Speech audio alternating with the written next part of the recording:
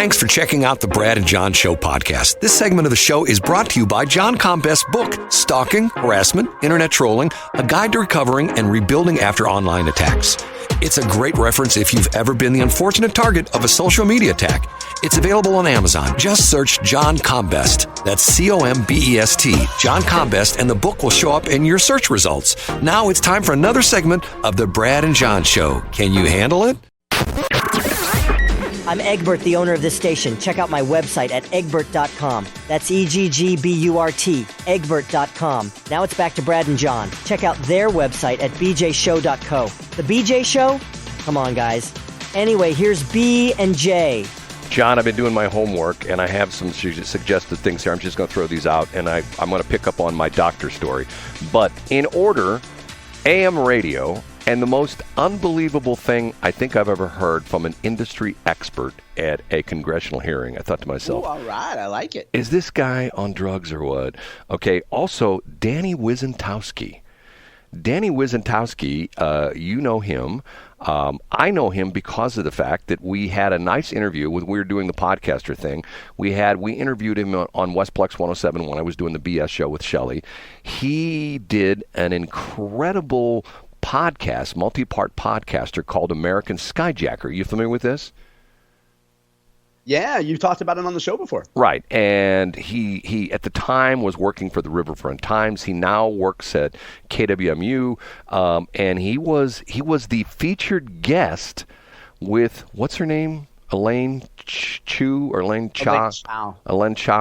on the Noonday Show, whatever they call it. And by the way, today is Jason Rosenbaum's Friday, by the way, if you want to keep track of that. Yeah, they have a great event promo that after this anecdote I should share with you. It involves Keanu Reeves, no joke. Right, and then it does. It really does. So, is it you making me feel bad that I got punked by being followed by a fake Keanu Reeves? Is that what you? No, because there's a LGBTQIA* event promo, and the St. Louis Public Radio story says, including its 2 degrees of separation from movie star Keanu Reeves. So let's get to that after Danny Wizentowski. Okay, well, but then there's I listened to too much KWMU yesterday. Then a guest on the national show. These are all topics for me to talk about. The national show, who once again stirred the pot on Ferguson, which is sort of interesting because the reason they had him on, and I don't think it was a recent interview, I think it was a couple years old interview, but they were talking about, he was making the correlation between Ferguson and the campus riots, if you can believe that or not. And last but not least, my doctor story, okay? I had a real good doctor once upon a time. I've got the world's best doctor, Dr. Kevin Weichert, W-E-I-K-A-R-T, and he was turned on to me by Shelley. Shelley's had him for years. He is the world's best doctor, and I mean that sincerely. I have recommended people to him. My youngest son, who's had some health issues, has seen Dr. Weichert. He's the world's best doctor. Before I had Dr. Weichert, I had a pretty darn good doctor that I really liked until one day when he went on vacation. And I called to make an appointment because at where I used to live, it got invaded by brown recluse spiders. Okay? Oh, wow. And one morning I woke up, and things about brown recluse spiders is they like to hide like in bed sheets and quilts and things like that. I don't know if you know this story with brown recluse. So one morning I woke up and I had bites, shall we say, on my thighs and up toward my groinal area, okay? Oh, yeah. And as the day wore on, I got sicker. And that night, I got very sick, was running a fever, and the bites got bigger. They looked nasty. So I thought to myself, this is not good. I need to make an appointment with my doctor. I call my doctor. They tell me he's on vacation, but his partner is covering his appointments. And I said, is there any way I could get in today? And they said, we can't get you in today. We can get you in tomorrow. Okay, fine. So 2 days after me sustaining the spider bites, I show up at the doctor's office, and I'd never met this guy before. He goes into the room, and let me tell you that his bedside manner was, he would pull the sheets out from underneath you on the bed, push you off the bed into the floor, and say, now what hurts? That's his bedside manner, okay? Wow, yikes. So I explained to him what my problem is, and he says, quote, drop your drawers. So I dropped my pants. I stood up and I dropped my pants. And he looks at my spider bites. And I said to him, what kind of spider do you think that was? And he looks at me straight in the face and he says, what do you think I am, a GD entomologist? And I thought to myself, okay, done with this guy. And I literally said, you know what? I thought you being a doctor, they might be, and this is like maybe 20, 25 years ago, there might be a book in your library that shows spider bites or something like that, some medical doc, that says, because you've seen those old medical books, they have like pictures of rashes and all that kind of crap in it, what is it, PDR, physician's desk physician's desk reference. Reference, which was the one for years and stuff like that. So he was like, I said to him, I go, look, I said, I'm not a mamby-pamby kind of guy, but yet when I get bit and I get these bites all over me, and I know what I've got brown recluse in the place because my exterminator dude told me this, I go like, you know what? I mean, people die of this. Matter of fact, in Franklin County, there was a judge, I think it was still a judge, who got a spider bite, a brown recluse spider bite, and like 2 years later died of that because of the fact that and he was up there in years, but it bit him like on the foot or something like that. And essentially he lost, it's sort of like people that, I don't know what you call it. People who are diabetic, they lose circulation in their extremities, especially in their foot. Like I should know that. Thrombosis. I don't think it's thrombosis. It's something else. Unfortunately, that's what happened to my dad. My dad was a diabetic, and ultimately he had to have his leg amputated, which sort of hastened his death, but that's a whole other story. But this happened with this judge, and like 2 years later, he died, and they essentially attributed his death to this spider bite. So I'm going like, I'm not messing around with that. So I never went back to that doctor. And that's my stupid doctor story. Now, here's my AM radio story, okay? Now, once again, I'm a radio guy. And you know what? I own an AM station. Craps our AM station. So I got skin in the game. So what's happened over the past several years is some of the car manufacturers are no longer putting AM in their car radios. FM is still there, but AM's gone.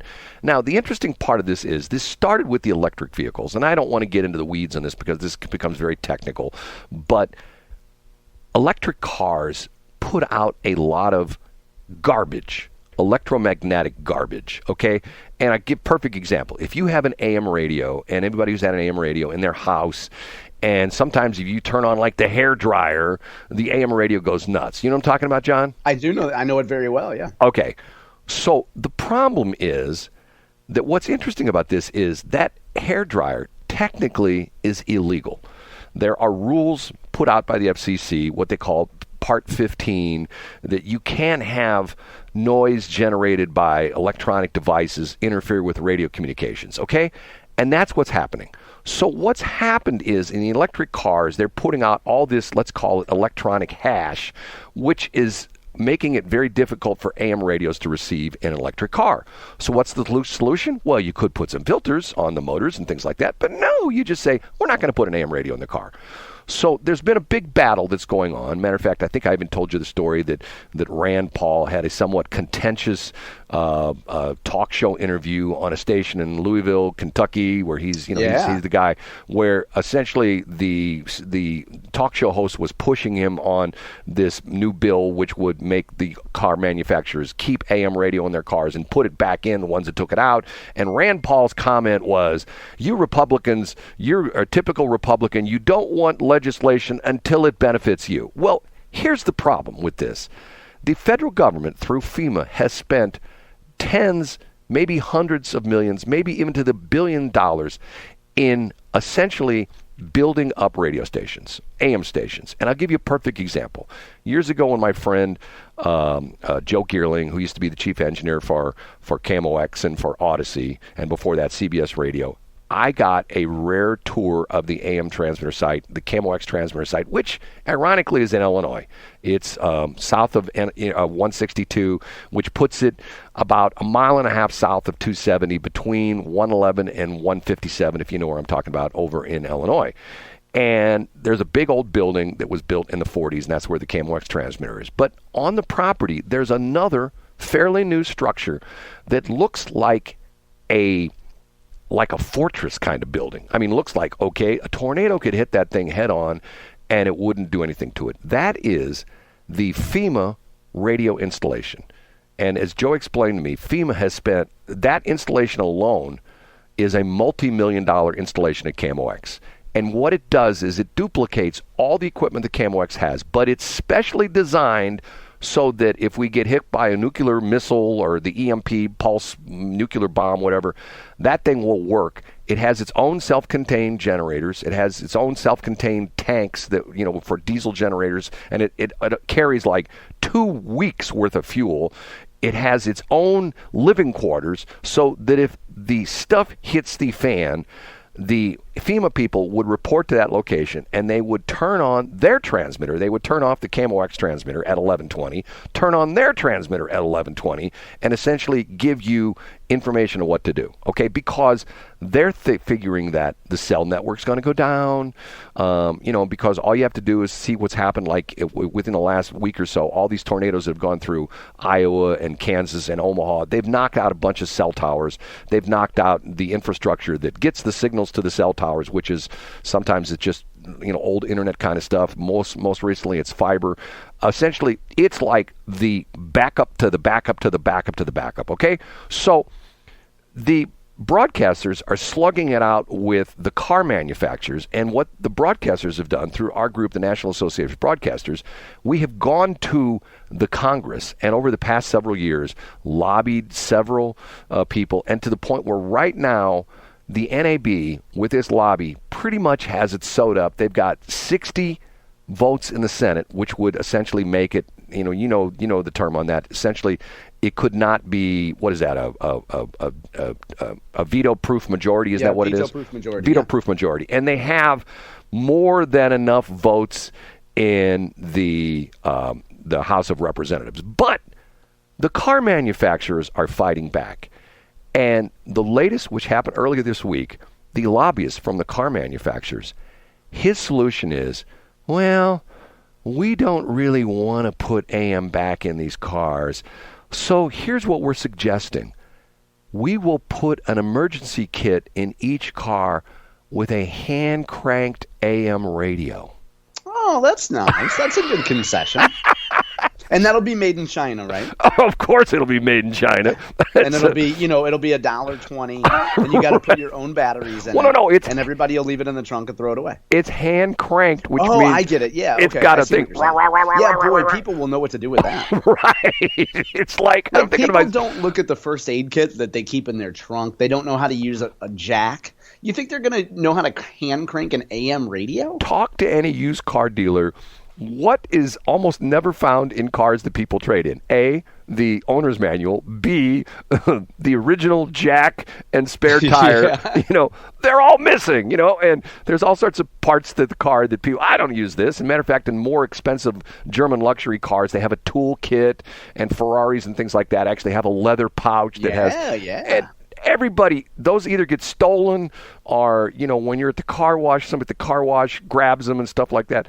I'm thinking to myself, is this guy for real? And I thought to myself, I heard the story, and I thought, this has got to be, the Onion or Babylon Bee stuff. I looked it up. Sure enough, this guy testified in front of Congress that the car manufacturer was going to put a hand-cranked AM radio in the emergency kit in the trunk of the car. So let's say you're driving along and all of a sudden your cell phone goes down, and once again, talk to all these guys, the tornado, the storm chasers who are, there's all sorts of videos. If you go on YouTube right now and you watch YouTube shorts, there are tons of these extremely unbelievable videos of these. One of them, these guys, these storm chasers who are actually trying to get in a tornado, they got into a tornado, and you know what almost killed them? What's that? A grain bin got picked up by the tornado and dumped on top of their car. It crushed the top of the car in. It's amazing none of these guys were seriously injured. They had some bumps and bruises, but not that bad. Okay, so you're in a tornado, and you're in your new Tesla, and you're going, oh my God, the radio, my cell phone's dead. I'm going to open up the frunk as with the Tesla, I'm going to go grab my hand crank AM radio, sit in the front seat of my car, and crank my little crank. And that sounded weird, didn't it?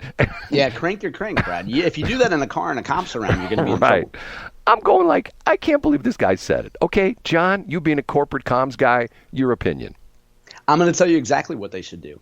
I think that Ameren should lobby legislators to make sure that there's a navigation system that's emergency only, kind of like on a phone you could and still use the emergency thing, that takes you to the O'Fallon Renewable Energy Center, which is right there. Brad talked about it yesterday on 79, Brad. And what you can do is, I think Ameren should encourage people to come to their solar farm. It can power an entire radio for nearly 45 seconds. So you go there, you plug in at the Ameren Renewable Energy Center right there off 79, and everything will be fine, Brad. Now, the 6.5 electrical outlets and suburban homes that are tied to the Ameren Center, those might be without power for a while, but you would be able to charge your car and your radio. So, John, what you're saying is you agree with me, it's sort of BS, right? Yeah, I think so. I do love the idea, the suggestion of having a hand crank radio. Somebody, Brad, throughout the entire approval chain with that group and that company thought, okay, here's what we're going to do. We got our best minds together. And somebody put the idea of a hand crank radio, and that went all the way up to the top. And a group of people said, yes, we should actually go in front of other humans and say, this is our solution. This is the best we got. And you know what? Until you said it, I didn't even think about it. Guess what? The hand crank radio ain't being made in Terre Haute, Indiana, it's being made in Xinjiang, China, whatever the hell it is, right? It's not going to be. I'm thinking. I just was. To quote a word you don't hear too much anymore, I was flabbergasted. How's that? Flabbergasted. Flabbergasted. That's one of those old-timey words, right? Yeah. Now, Brad, real quick, could I give a shout-out to St. Louis Public Radio on the air? Yeah, go ahead. I have a link up today. Folks can read it. I think it's really important. St. Louis Public Radio, St. Louis on the Air, has a promo. There's a comic book store that has a free comic day. And it's every Friday, Brad. And it's at a place called Betty's Books. And there are not enough LGBTQIA-friendly comic book stores, Brad. Most comic book stores are probably ran by 88-year-old white men like you.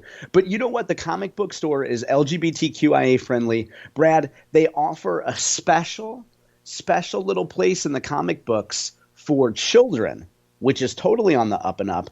And the best part about the story, Brad, is the human who's pictured there has a button that says they, them, so don't call her a her or a him. And most importantly, Brad, this human has chartreuse hair. Are you familiar with chartreuse? You like the color chartreuse? John, I heard that interview yesterday. Did you really? That was also on Elaine Chow's show yesterday. And you want to head down there to Betty's Books with me, Brad? Well, I don't know if you know this or not, but it's not just her place. It's almost all comic book stores, and it's tomorrow. And what's also interesting is, you know what the parallel of this is? You know why tomorrow's an interesting day for comic book people? Oh, God. It's the nerd day. It's May the 4th be with you. Exactly. So, matter of fact, there's a new comic book store right off of Kisker Road, off Central School. Matter of fact, sort of on the corner of Kisker and Central School, if you know where they come together. It's where Kisker starts or ends, whichever. Yeah, Kisker. I just met her. Right. and never mind. And anyway, they've had the signs up for a couple of days now that you can come by tomorrow and get a free comic book. And I'm tempted to go in there because were you ever into comic books? Absolutely not. Me neither. I mean, I had friends of mine. I still have friends that are like super duper into comic books. I've never had any interest in comic books. Yeah, okay. I was a baseball card guy. I did that for a while, and I got really tired of that. See, what I collect right now? You collect lawnmowers, exactly, and you collect grudges. And I don't collect grudges. I collect cars. Okay. You collect anecdotes of how you've been slighted by Mike Carter. There's a story behind that which I can't talk about right now, which may be a topic next week, but that's a whole nother story. Right, yeah. Okay, we'll go to break. Thanks for checking out the Brad and John Show podcast. This segment of the show is brought to you by John Combest's book, Stalking, Harassment, Internet Trolling, A Guide to Recovering and Rebuilding After Online Attacks. It's a great reference if you've ever been the unfortunate target of a social media attack. It's available on Amazon. Just search John Combest. That's Combest, John Combest, and the book will show up in your search results. Now it's time for another segment of the Brad and John Show. Can you handle it?